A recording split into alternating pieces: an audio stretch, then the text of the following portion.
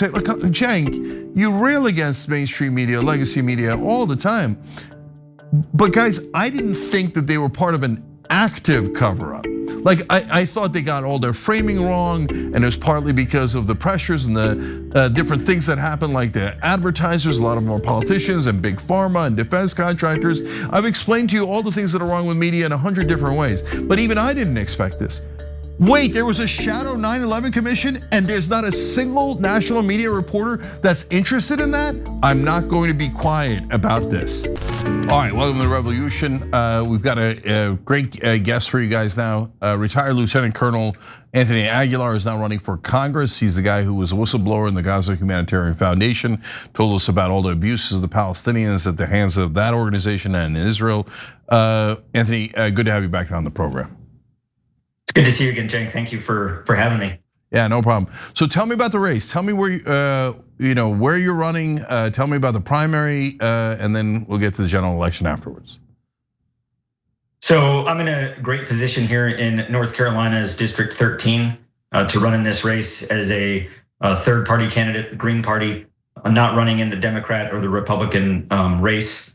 So the primaries. Early voting has started this week. The primary election day is on the 3rd of March. And then we go into the general election season, with the general election being on the 3rd of November. And here in North Carolina, every state, as you know, is slightly different with state law in terms of ballot and party and registration. So because of a landslide legal victory that the Green Party won in the last elections of 24, the Green Party is on the ballot. So I'm not gonna be a write-in, not going to be a petition candidate, not going to, no risk of being taken off the ballot or co-opted by the Democratic Party into their party. So when voters go to the booth on the 3rd of November and they open up that book, they will have a Green Party candidate, which will be me, a Republican Party candidate, which will likely be the incumbent, a Democratic Party Republican or a Democratic Party candidate, and likely one Libertarian candidate. We'll see how he comes through in the primary, but I will be on the ballot as a named candidate for people to vote for, and we're in a very good position here in District 13, running as a Green Party for that. And we have Green Party candidates running all over the country, but also running here in North Carolina, District 2, right next door to me.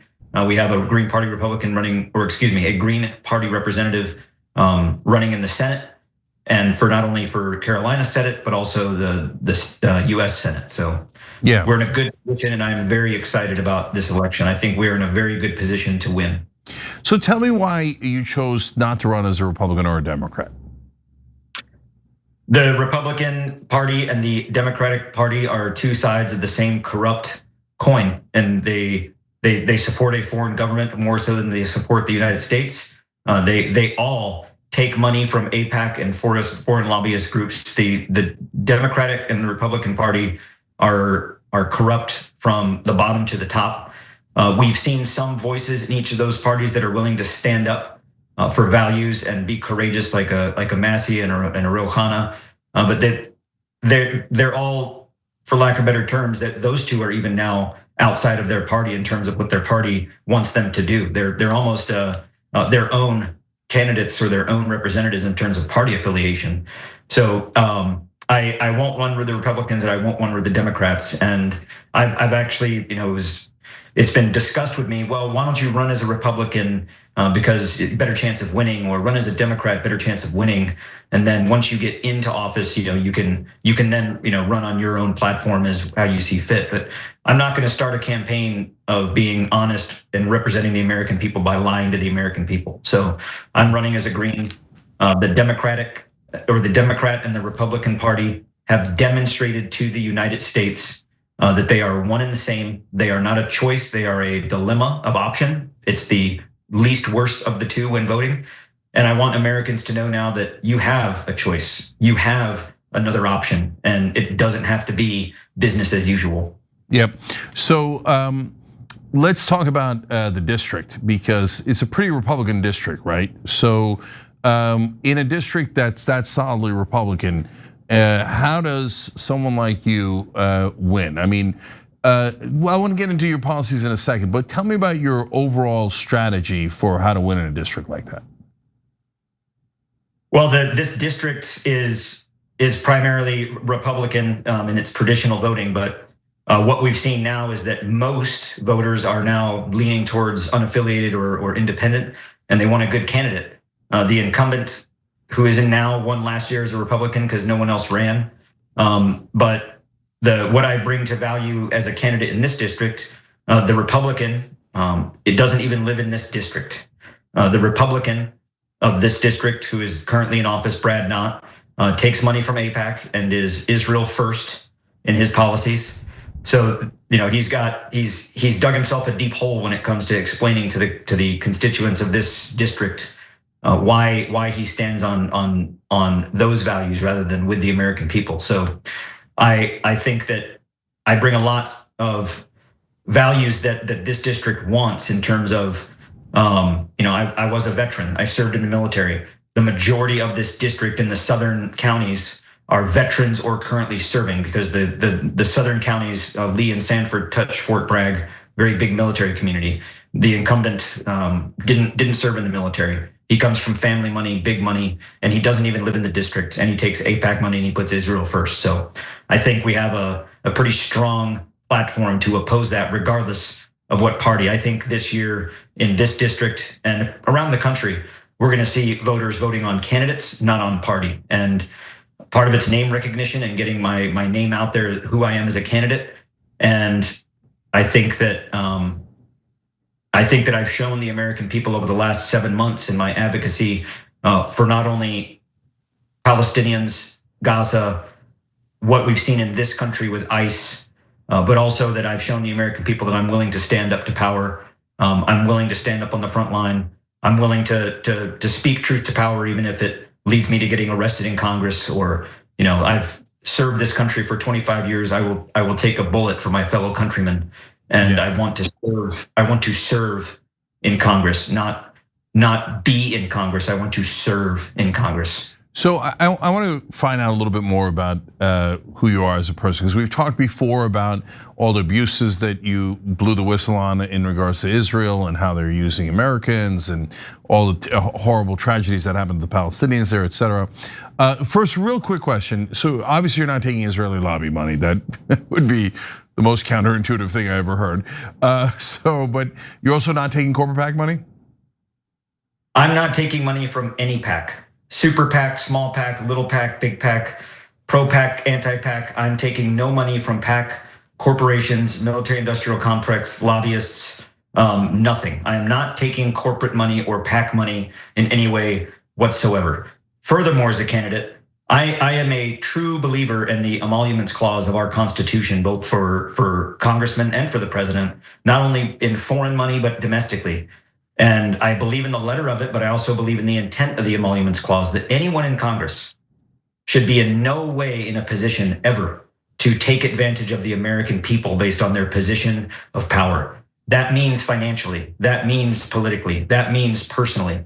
So when I win this seat, I will go to Congress with no backing from, or no financial, I will be in no one's pocket, is a better way to put it. I will not take money from the lobbyists, from the groups, from the big corporations. And I will also go in a very financially neutral position, to where I don't invest in the stock markets. I don't have stocks, bonds, an IRA, retirement fund. I don't put my money into the government to where any choice that I'm going to be making, example, block the bombs, HR 3565.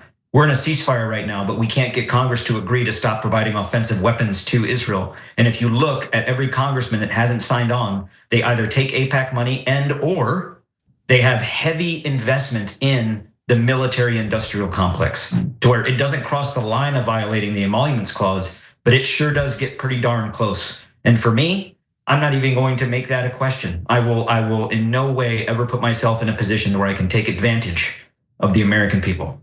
So, almost everybody we have on here doesn't take corporate PAC money or Israeli lobby money, and that's why they're on here.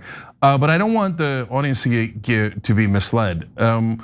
Almost every Republican takes corporate PAC money, and the overwhelming majority of Democrats take corporate PAC money. We're just bringing you the candidates who don't.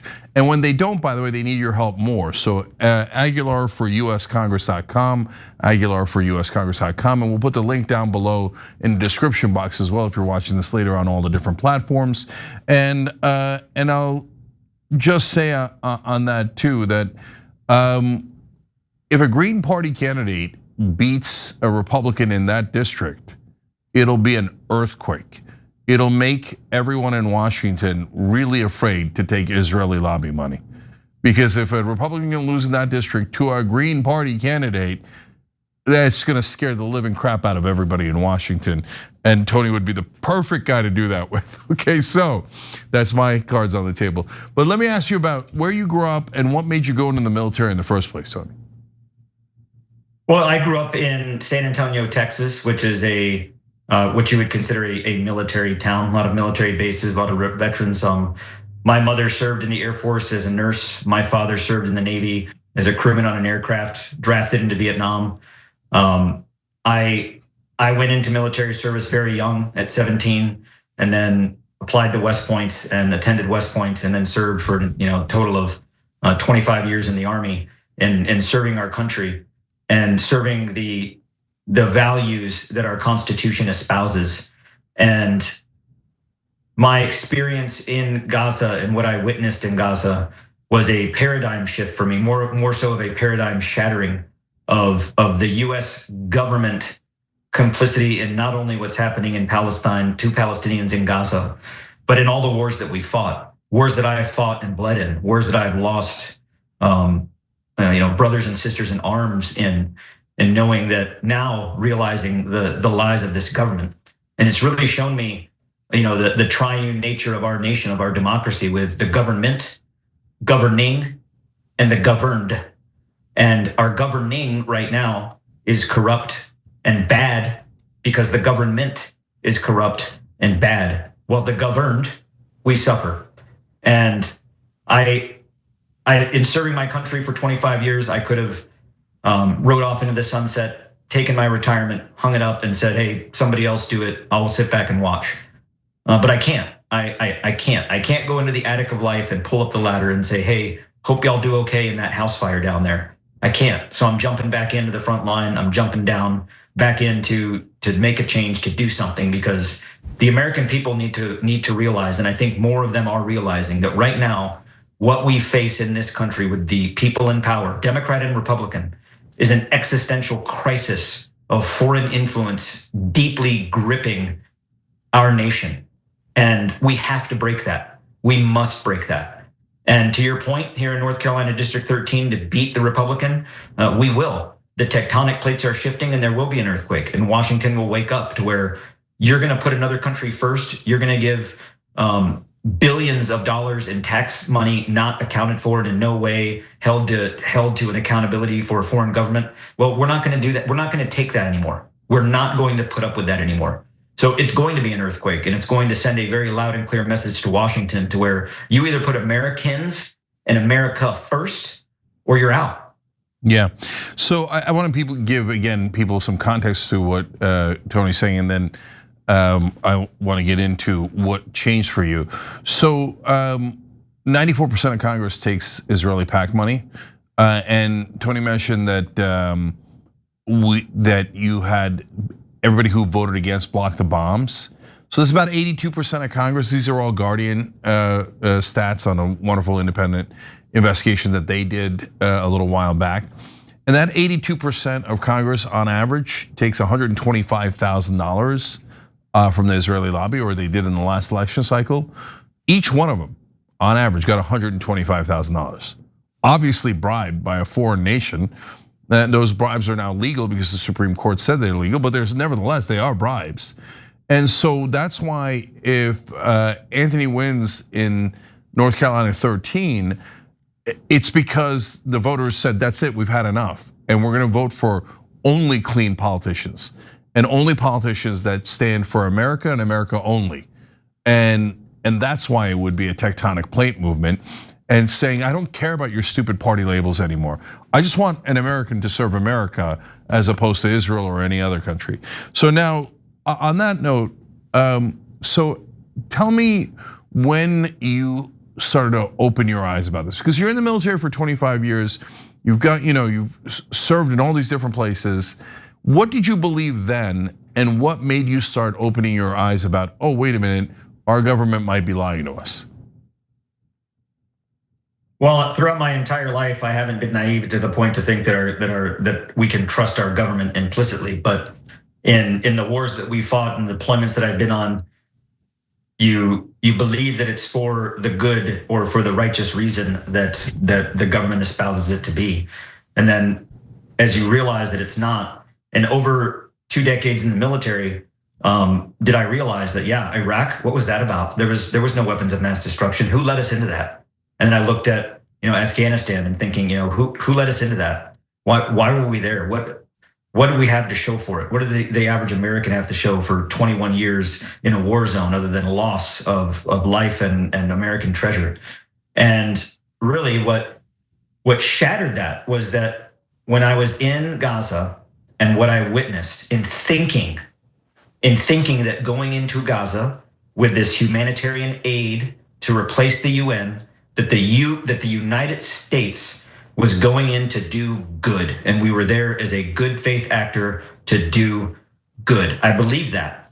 And when I was there and what I witnessed and clearly came to understand that not only is the United States in this instant in Gaza right now with what's happening, especially now with this imperial lie of a peace plan, is that the United States has been, is, and will continue to be corporately complicit with foreign government, especially Israel, if we don't stop it. And it's not by nature of passive, it's active engagement in what I think to be treasonous behavior by our Congress in allowing what's happening in Gaza to happen, but funding it.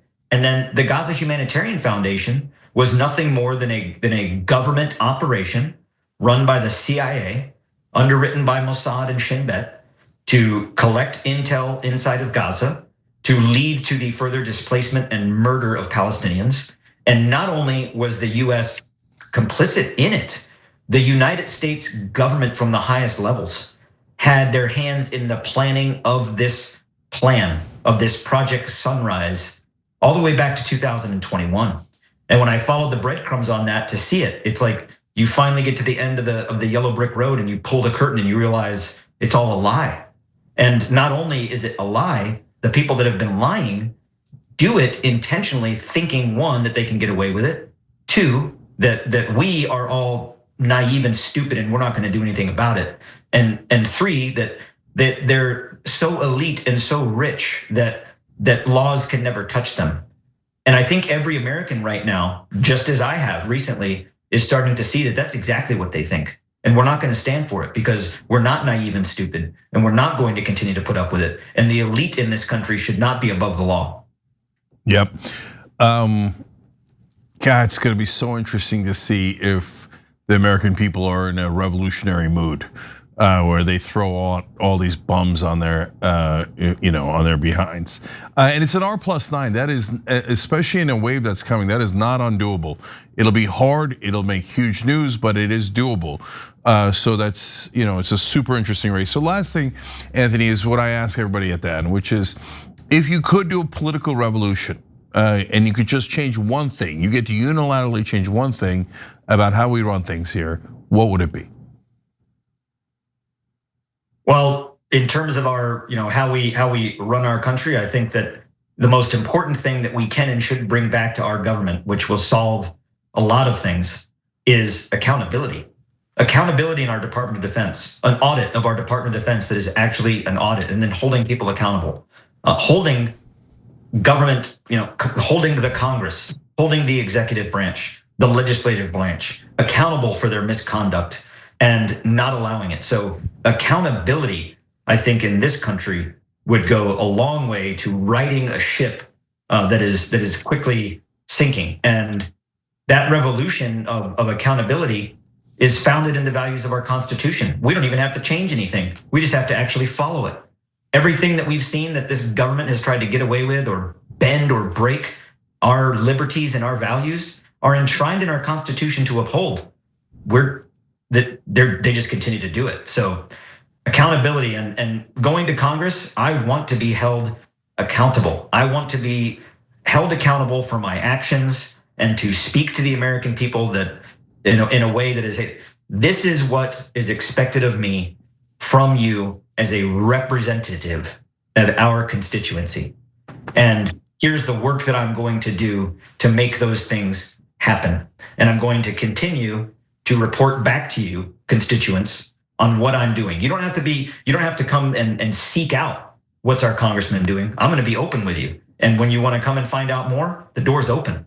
But that the accountability piece, when in all of the, as you know, I've spent a lot of time in Washington lately, mainly advocacy and activism for Palestine and what we're doing in Gaza and the West Bank.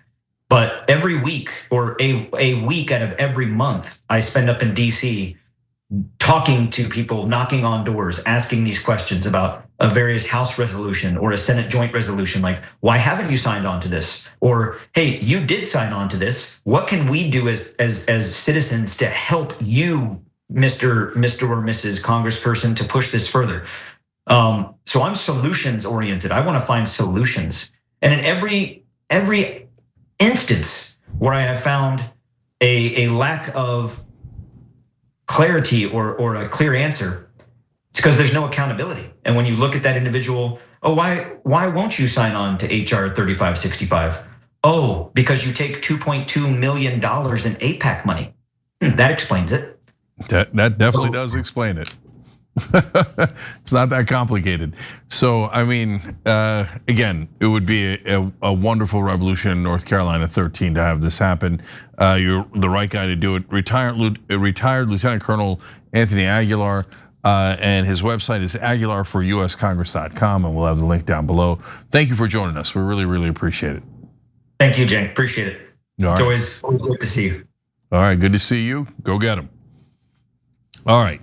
So guys, that's I think that Anthony is a literal American hero, and he's running for Congress. And so, what else do you want in terms of options to make a difference? And my God, Green Party beating Republicans in North Carolina 13 would be beautiful, amazing.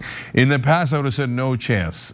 These days, he's right. Tectonic plate movements. I've never seen a change in the country this large. All right, I do have one more story for you guys in this episode of The Revolution because I was so amazed by it. I really, really wanted to bring it to you guys.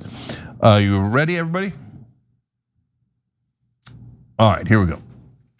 So, in the Epstein files, we find 2 emails that are shocking. Now you're gonna say, wait a minute, aren't all the emails shocking? I mean, there's missing babies, there's torture videos that people are talking about, girls 9, 10, 11, it just couldn't get any worse. Until you found these 2 emails. Now these are gonna make you go, wait a minute, what in the world? And these are from the Justice Department's website, from the Epstein files, emails actually sent. So first one is to Ghislaine Maxwell. It's from Ed Epstein. Okay, interesting. Well, now that's not that surprising that Ed Epstein would be talking to Ghislaine Maxwell, but what's interesting is that's January 6th of 2003, and the subject is Shadow Commission invitation. Wait, what? And they say, any interest in being on the Shadow Commission on 9/11? The membership list is secret. Ed Epstein. Wait, there was a shadow commission? Do we know about that? I don't know about that. Did you guys know about that? And of all people in America, they were asking Ghislaine Maxwell to be on the shadow 9/11 commission? So did that exist? What did they decide? Did they affect the real, the apparently maybe not so real 9/11 commission that we were spoon-fed? And who else was on this secret list that actually decided what was going to go in the 9/11 Commission report? And look, guys, at that point, even if you back in 2003, you don't know Ghislaine Maxwell's working with Jeffrey Epstein, Ed Epstein knows that she's working with Jeffrey Epstein. And let's say that he somehow miraculously doesn't know what Jeffrey and Ghislaine are up to. But Ghislaine Maxwell is Robert Maxwell's daughter. Robert Maxwell is not just a generic Israeli spy. He's the Israeli spy that stole our nuclear secrets. And you're gonna put her on a secret 9/11 shadow commission? And so what's amazing, the second one is email that I'm gonna share with you is arguably even more amazing. But how is this not national news everywhere? So what's happened to me in the last week or so is that my eyes have been open to how much deception is in establishment media. And if you watch the Young Turks regularly, you can say, look, Cenk, you rail against mainstream media, legacy media all the time. But guys, I didn't think that they were part of an active cover-up. Like I thought they got all their framing wrong, and it was partly because of the pressures and the different things that happened, like the advertisers, a lot of them are politicians and big pharma and defense contractors. I've explained to you all the things that are wrong with media in 100 different ways, but even I didn't expect this. Wait, there was a shadow 9/11 commission and there's not a single national media reporter that's interested in that and has done a story about it. Okay, now let me give you the second email. Also to Ghislaine Maxwell, this time from a guy named Philip Levine. And God forbid anybody should ask who he is. This one's date is even more important.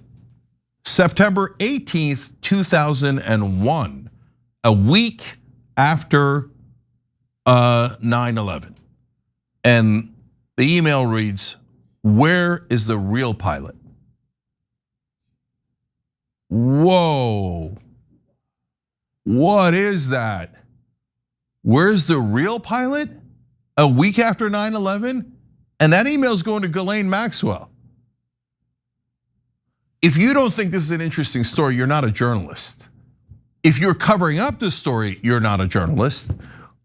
Well, literally no one in corporate media is covering this. So apparently there are 0 journalists in legacy media, none. I mean, but it's beyond that. There's no one who doesn't think that this is interesting.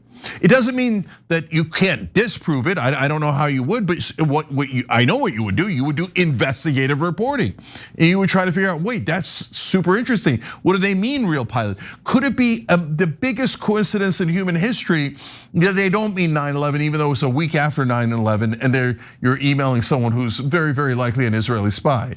But it's a different pilot from a different plane, maybe. But that's when you would have to do journalism and you would have to investigate it. And you would find this remarkable and you'd want to look into what the hell was the shadow commission? Why is someone asking Ghislaine Maxwell where the real pilot is? But we've got literally none of that from our national media. So, okay, I mean, it forces us to wonder, are you in on it? I mean, if you had told me even a week ago, 2 weeks ago, the entire national media will find out that 9/11 might not have happened in the way that we think, and they'll bury it, even though it's it would be the most interesting. I mean, this has got Pulitzer Prize written all over it. The most interesting story there is, what actually happened on 9/11. And they're like, nope, we're not interested in it. No, okay, that's full mask off.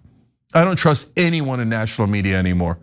And I don't think it's done at the reporter level, but the editors, the publishers, the producers on cable news, the executives, so you see this and you don't do it, you forbid, I assume, I mean, is there not a single journalist who's like, guys, we gotta do a report on this?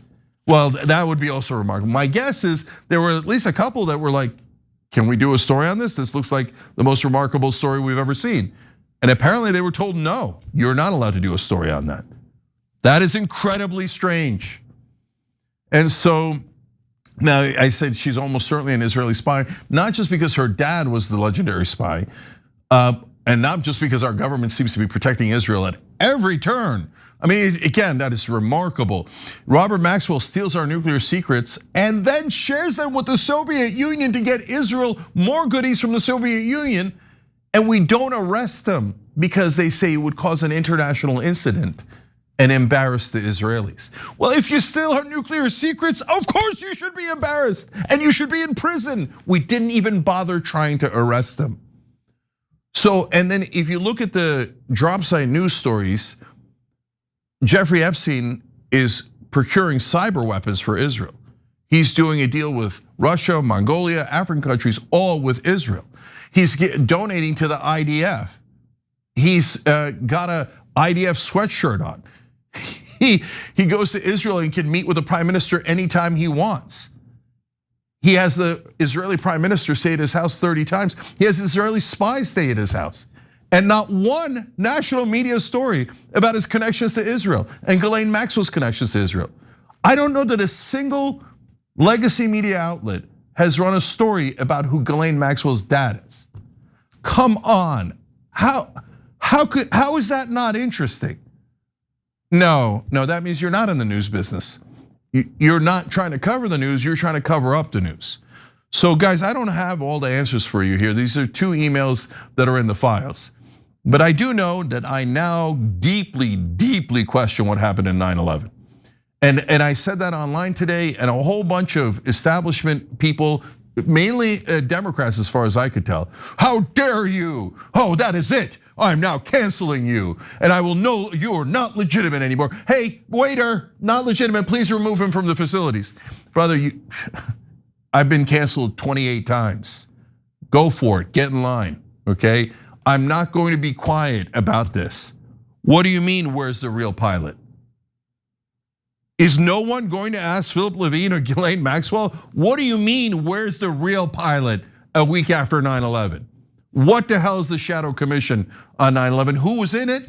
And what did you guys decide? And how did you affect the US government? These are the most natural questions. If anybody tells you not to ask those questions, they work for another government. They don't work for us. They're not for America. They're for a different country, and a country that appears to be oppressing us. And even if they didn't do this, and they certainly did a lot of things that we've seen in the Epstein files, keep asking questions and do not be afraid to be an American. We have a right to free speech, we have a right to our opinions, and we have a right to fight for this country. And don't let anybody threaten you or intimidate you or bully you with ideas of cancellation and how you'll be forever tarred as illegitimate if you don't bow your head and stop asking questions. All right, now I want to know, where is the real pilot? Who was the real pilot, and what the hell happened on 9/11? These Epstein files have been amazing, and the last thing I'll do is a shout out to 2 American heroes, Ro Khanna and Tom Massey. If it wasn't for them, we would have never gotten these emails.